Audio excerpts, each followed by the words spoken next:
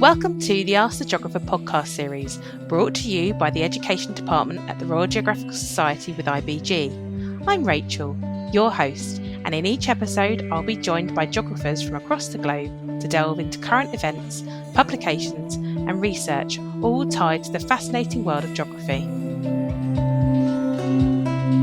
Hello and welcome to this edition of Ask the Geographer podcast, where I'm joined today by Freyja Thomson-Alberts.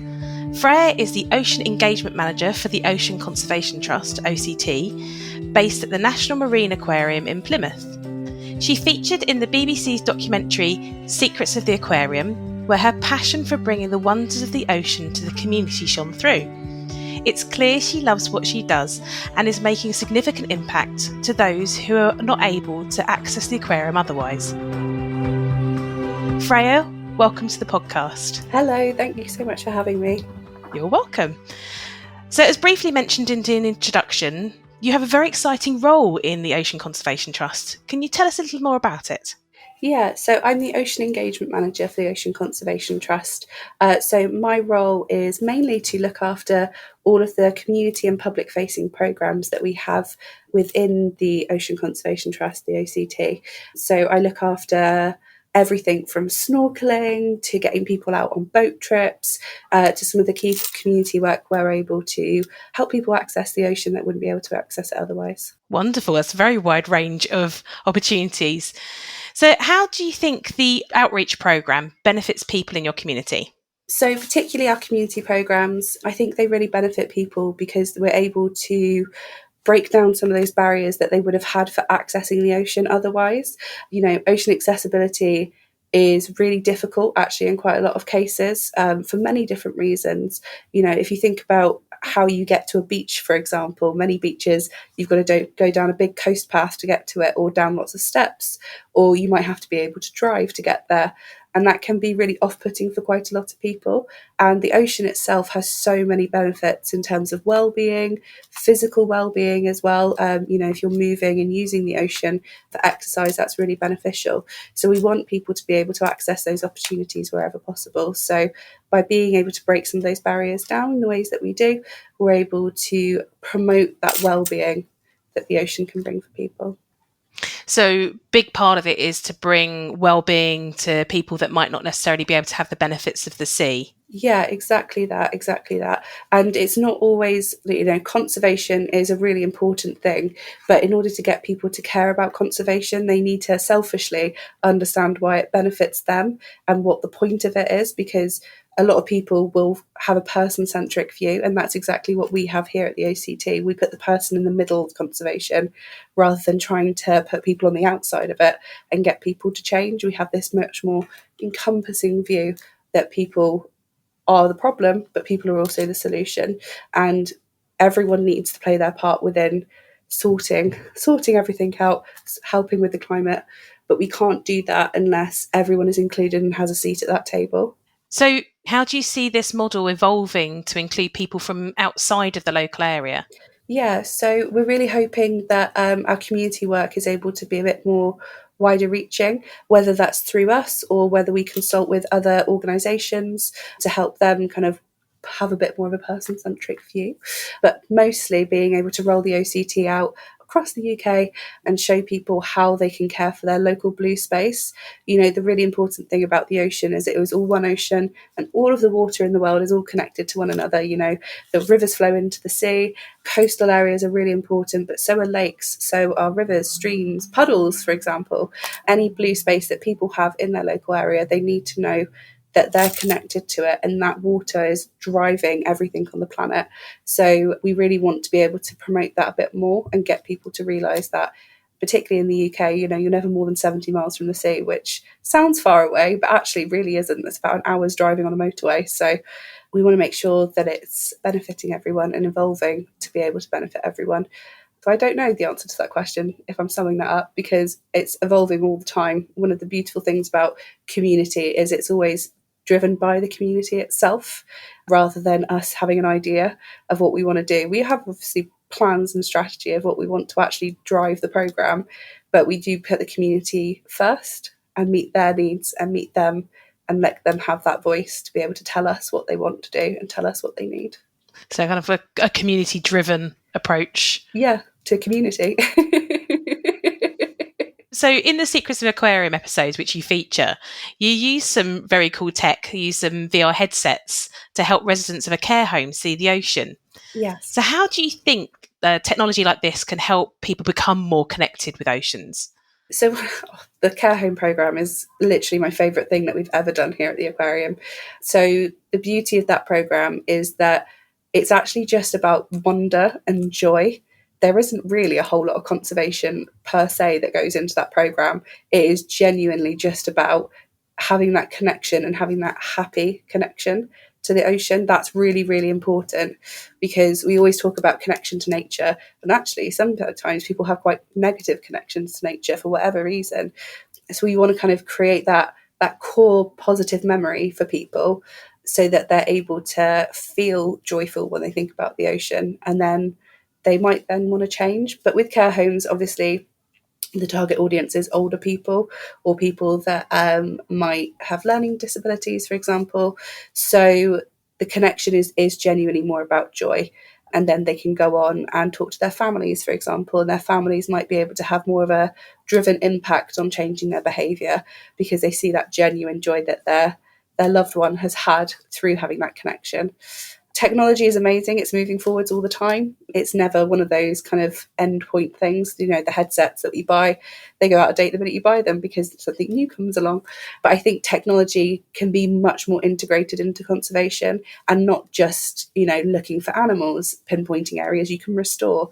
It can actually be used to connect people more with it, and driving things like citizen science, for example. Like, it's really important that we can get as many people as possible joining in and feeling like they're making a difference. So technology has a massive part to play, but it's also not about assuming everyone knows how to use that technology.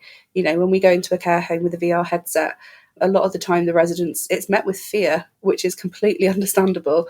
Who knows what technology is going to be like in 50 years' time? And I'm sat at a care home. It's going to be completely different. So it is naturally met with quite a lot of fear. But once we kind of explain it to them, and they've watched someone else have a go, there's always that one brave person sat in the lounge going, I'll do it. Or my grandkids have got this, and they'll come along and they'll do it, and you can see that genuine joy under the headset, this massive grin, and then the others want to have a go, and then it creates that kind of community buzz within the lounge. They're all talking about it, talking about the octopus that's like stuck their arm on their face or something like that, and then we're able to kind of go down memory lane a little bit with care home residents particularly, and talk about experiences they have had in the past. So things like going to the beach and having fish and chips. And then you can kind of naturally get that conversation onto, well, how did that make you feel when you used to do that when you were younger? It's really amazing. And actually working on research particularly as well in the future would be something really cool to do, looking at, you know, does the ocean or does nature have a benefit to those with dementia, for example? Can it instigate memories? Because when I've been sat in conferences for dementia particularly, some of the core memories they have is going to the ocean, and that well-being of how it made you actually feel is so powerful. Yeah, definitely. I think the multi-sensory element of that, again, talking about connection with that place and with nature, must really help rebuild those memories they might have had at a different point in their lives. Yeah, exactly. So moving on to kind of onto the bigger picture then, what do you feel is the most pressing issue in oceans environments today? There's two, and they kind of go hand in hand a little bit. So climate change is massive. I think we've all had a bit more of a blinkered approach to climate change and how that impacts the ocean particularly. You know, the ocean is the biggest part of our planet. It covers 70% of it, but climate change is having a massive detrimental impact on the ocean. You know, it's an amazing way of trying to cool the planet down. It's been the Earth's natural cooling system for thousands and millions of years, and now it's reaching a bit of a critical tipping point where all of these natural processes are being interfered by climate change. But actually, I think one of the other kind of bigger pressing issues is this disconnect that people have with nature, particularly with the ocean, because I think it's so difficult to understand the ocean unless you're kind of connected to it through industry. So if you're a fisher person, if you work as like a sail instructor, for a random example. I think there is a massive disconnect across the world with people that don't live in coastal communities. And I think that's actually going to hinder quite a lot of things, because there isn't an understanding of how the natural processes in the ocean actually are doing what we need them to do. We just need to let them do it in the way that they're meant to be doing it and stop heating the planet up.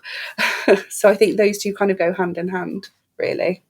And do you think the outreach programs like yours will encourage people to take action on these issues? I think so. I think once we can show people what a healthy ocean would look like through the VR headsets, for example, or we're able to show them through games. So sometimes we go and do like event outreach in different parts of the community, and we're able to show them kind of some of the problems that the ocean faces, and we're able to show them that actually the small steps they can take. So we do something called the Think Ocean Challenge here at the OCT, which is it's a bit like an online quiz that, the way it's pitched, is a bit like a Harry Potter sorting house. So you find out what shoal you belong to. So we have 4 shoals, which are head, heart, hands, and new starter. And each of those shoals give you tailored actions you can take. So you take this quiz and it gives you which shoal you belong to, which is much more of a tailored approach rather than the kind of generic things that we're always hearing. And then because you're always hearing them, it feels like you're being nagged almost, and you just don't change, or you do and you go, well, it's not feasible for me to do that because I don't have a higher enough income to be able to shop for plastic-free produce, because actually when it's in a packet, it's cheaper to buy it like that. So by having something like that challenge, it gives people actually feasible actions that they can take to be able to be more ocean friendly. So for example, if you're in the head shoal, which I am, it's things like changing your banks to a more eco-friendly bank, which actually is quite simple for quite a lot of people to do because online banking exists. It's things like, so if you're in hands, it's doing things like litter picks and like community-led action.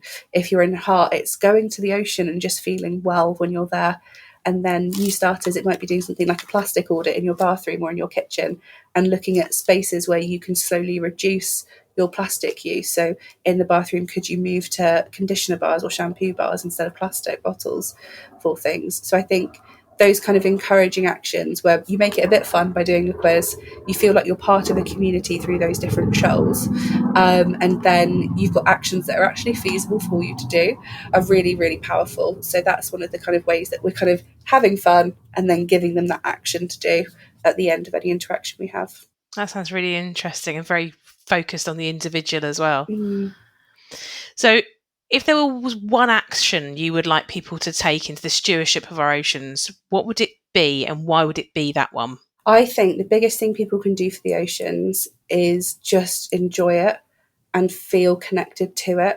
It's really hard to have like a one-size-fits-all approach to kind of tackling climate crisis because, like I said, not everyone's going to be able to afford. We've got like this real weird power imbalance at the moment where we've got people that are very powerful that can make a change and don't necessarily do so.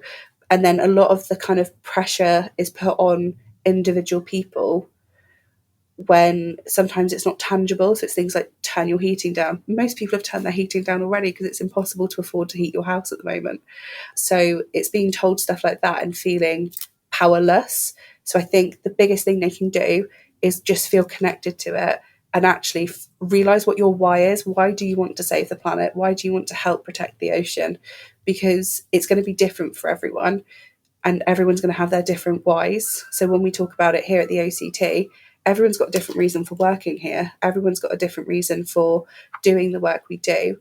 And actually, that's what makes it so much more powerful to work here, because you realise what your why is and you realise why you want to make a difference. And we all do different things, but we all work together to kind of have this uniform approach to stuff. So I think go visit your local blue space, realise how you're connected to the ocean in that way. So if you live near a river or a stream, go and visit it. You know, go on a map and look at where your river flows and how that gets to the ocean and see how you're connected to it. How many miles away is it? How far away would it be for you to go on a train or go on a bus to get there? Or if you are able to drive, can you get there yourself? If it's something you're not able to access for whatever reason, watch documentaries, feel that wonder, feel that joy that we all feel as kids and we all lose as adults, because I think it's just such a powerful thing. And it really resets you when you're like, okay, I want to make a difference. I want to help. That's the first thing I think that people should always want to do when they're feeling powerless, is give themselves that power and autonomy again to feel like they can make a difference, and why they want to do it as well. That's really powerful. Thank you. So, thinking of you in your role, how do you see that changing and evolving for the future? Sure. So this role was held obviously by someone else at one point, and that role changed so much in the time that that person had that role. So it will be so interesting to see how this role changes. I've only had it for 9 months now, so it'll be really interesting to see how different it's going to look in a year, 5 years. So I can feel that my role will become much more community focused. I think previously we've separated the public and the community into two separate entities, and since I took over, we've kind of realised that the community is the lens that sits over all of our programmes that we do within our kind of engagement work. The community overlays all of that, because we shouldn't be excluding people from having that opportunity to have fun. So I think a lot more of my job will be unlocking opportunities for people to join in with us and, again, feel that wonder, feel that joy, feel that connection. It's not to say that I don't do that now, of course I do, but I think it much more will be lent to that and much more be supported to that, because much more is being placed on the individual consumer, sure, but why do we get them to care? So I think that will be kind of the biggest change, will be kind of more of a community focused. How do we get people involved that wouldn't be involved necessarily? And all of our programming that we do within the engagement team, having some element of accessibility within it to make sure that we're including everyone. Wonderful. And finally, if our listeners want to find out more about your work, where can you offer them to look? Yeah, so the best places they can look is the Ocean Conservation Trust website, which is oceanconservationtrust.org. All of our programmes from habitat restoration with our seagrass work is on there as well, so you can find out more about how we're restoring the oceans as well as changing people's perception of it. And then all of our engagement work is on there as well, from our care home programmes to our snorkel outreach to rock pooling to youth programmes, joining in with Ocean Squad. Everything's on there, so that'd be the best place to look. Wonderful, thank you. And Freyja, thank you for your time today. It's been wonderful to hear about the amazing work you've been doing. I'm delighted that the oceans are becoming more accessible to all, and I hope it builds momentum for the future. Thank you so much. Thank you for tuning in. If you enjoyed this podcast, don't forget to subscribe to the Ask the Geographer podcast series on soundcloud.com or your preferred streaming platform. Dive deeper into the world of geography and stay informed with our wide range of resources, many of which are available for free. School membership grants access to even more resources, including online lectures and supporting materials for both teachers and learners. Explore our resources and discover our additional offers for education at www.rgs.org/schools.